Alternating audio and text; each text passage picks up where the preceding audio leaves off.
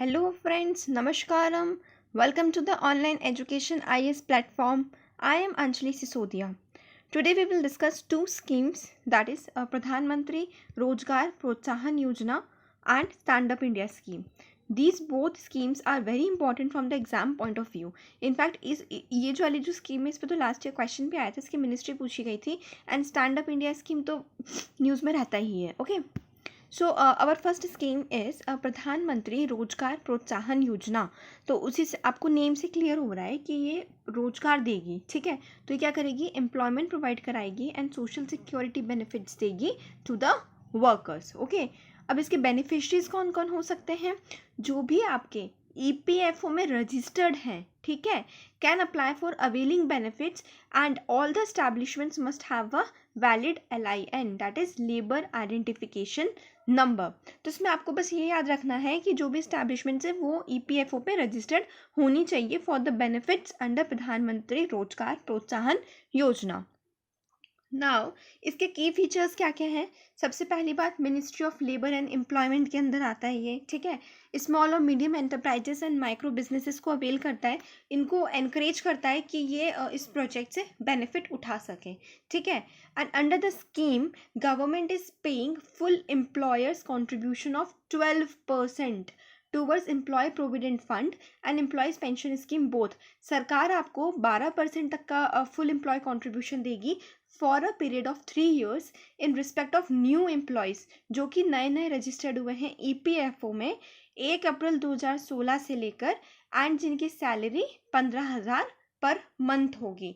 ठीक है, तो इससे आप क्या समझिए कि जिनकी सैलरी आपकी 15,000 पर मंथ है, ठीक है, और तारीख क्या दी है, 1 अप्रैल 2016, तो नेक्स्ट आपके 3 साल तक सरकार 12% आपके अकाउंट में खुद जमा करेगी. ओके.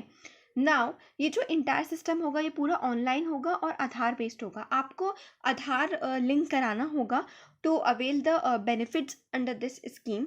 2 बेनिफिट होंगे इस स्कीम के साथ. पहला तो ये होगा कि जो एम्प्लॉयर है वो ही और she will be incentivize for increasing the employ base in the establishment through the payment of EPF contribution of 12% of wage.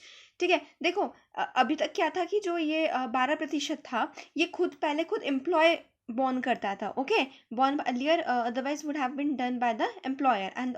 ठीक है, बट अब क्या होगा कि सरकार खुद आपको अगले आपके 3 साल तक 12% आपके अकाउंट में सरकार खुद डालेगी. ठीक है, और डायरेक्ट बेनिफिट क्या होगा कि the workers will have access to social security benefit.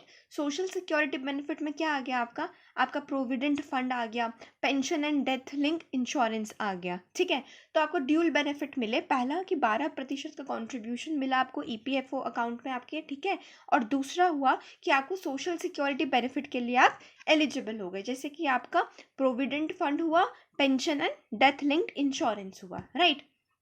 Now our second scheme is stand up India scheme. Okay, तो ये इसका कॉन्टेक्स्ट क्या था कि स्टैंड अप इंडिया स्कीम को एक्सटेंड कर दिया गया है फॉर द ईयर 2025.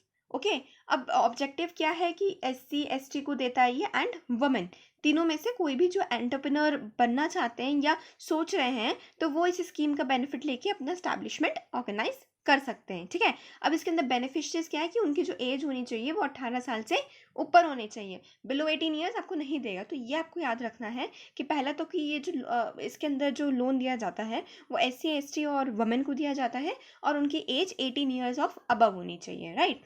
नाउ की फीचर्स क्या है कि आप इसके अंदर 10 लाख से लेकर 1 करोड़ तक का लोन ले सकते हो एटलीस्ट. और ये जो आपको बैंक जो लोन देती है, ठीक है, तो हर बैंक को एटलीस्ट 1 शेड्यूल कास्ट और शेड्यूल ट्राइब को 10 लाख से लेकर 1 करोड़ तक का लोन देना ही देना होता है and at least one women borrower पर बैंक ब्रांच. ठीक है, तो ये आपको ध्यान रखना है कि आपको ये बैंक का हो गया. ठीक है, ये बैंक की तरफ से है कि उनको एटलीस्ट एक SC ST को 10 लाख से 1 करोड़ के बीच में लोन देना है और एटलीस्ट एक वुमेन को 10 लाख से 1 करोड़ के बीच में लोन देना ही देना है. ठीक है, और ये जो स्कीम है ये ओनली एक ग्रीन फील्ड प्रोजेक्ट पे काम करती है. अब ग्रीन फील्ड प्रोजेक्ट क्या होते हैं कि जो नए स्टैब्लिश हो रहे हैं जिनका प्रीवियस कुछ नहीं था. ओके, बैंक से कुछ लोग आएंगे जो आपका देखेंगे, आपको खुद कुछ अमाउंट देना होता है एंड गवर्नमेंट जो है वो 75% बॉन्ड करता है. ठीक है, 75% का रहता है उनका मार्जिन की 75% सरकार आपको देती है, बाकी आप खुद करते हो और वो आपको पूरा सेटअप चेक करके जाते हो, फिर ही आपको लोन मिलता है, राइट।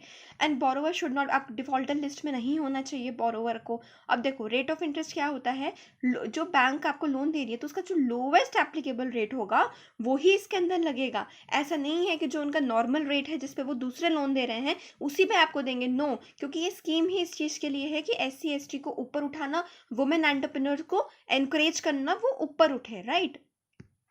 नाउ ये तो आपके बिसाइड्स प्राइमरी सिक्योरिटी, जो लोन है this is secured by collateral security and guarantee of credit guarantee fund scheme for stand up India loans as decided by the banks. अब रीपेबल का कितना है, 7 साल तक का आपको टाइम दिया है, repayable in 7 years with a maximum moratorium period of 18 months, मतलब 18 महीने तक का आपका, आप 18 महीने में आपने जो लोन लिया है वो सेटअप करो, आपको जो कमाना है जो आपको करना है करो, ठीक है। मिनिमम आप मैक्सिमम आपका 18 मंथ का मोरेटोरियम पीरियड है, पर 18 मंथ्स बाद, ठीक है, आपका आप जो आपको जो रिपे करोगे, ठीक है, बैंक को, वो आपका शुरू हो जाएगा आफ्टर 18 मंथ्स। तो ये आप याद रखना, पूरे आपको 1 साल से भी ज़्यादा मिला है, 1 year एंड 6 months आपको एक्स्ट्रा मिले हैं, ठीक है। अब 1 year 6 months में अपना कुछ भी सेटअप कर सकते हो और उसके बाद आपका लोन का वो शुरू होगा, ठीक है। एंड आपका रिपेबल पीरियड कितना है, 7 years। अभी 7 years क्यों लिखा है, क्योंकि आपका मैक्सिमम लोन कितना है, 1 करोड़ तक का आप ले सकते हो, ठीक है। तो अगर आपने किसी ने 1 करोड़ तक का लिया है तो उसका मैक्सिमम रिपेबल पीरियड कितना हो जाएगा, 7 years। तो इसलिए वो लिखा है कि the loan repayable in 7 years with a maximum moratorium period of 18 months, right. Now आपको एक रुपे डेबिट कार्ड भी इशू होगा for the convenience of borrower, right. And it also provides for creation of a credit guarantee mechanism, आपको एक credit guarantee mechanism भी मिलेगा through the national credit guarantee trustee company, right. तो इसके अंदर जो भी इंपॉर्टेंट था मैंने आपको बोल्ड में लिख के बताने की कोशिश करी है, सो प्लीज़ डू आप उन्हीं को ही याद कर लीजिए तो आपके लिए ज़्यादा बेनिफिशियल रहेगा, right. And this was all today, we had only 2 schemes, and please do like, share and subscribe. Thank you.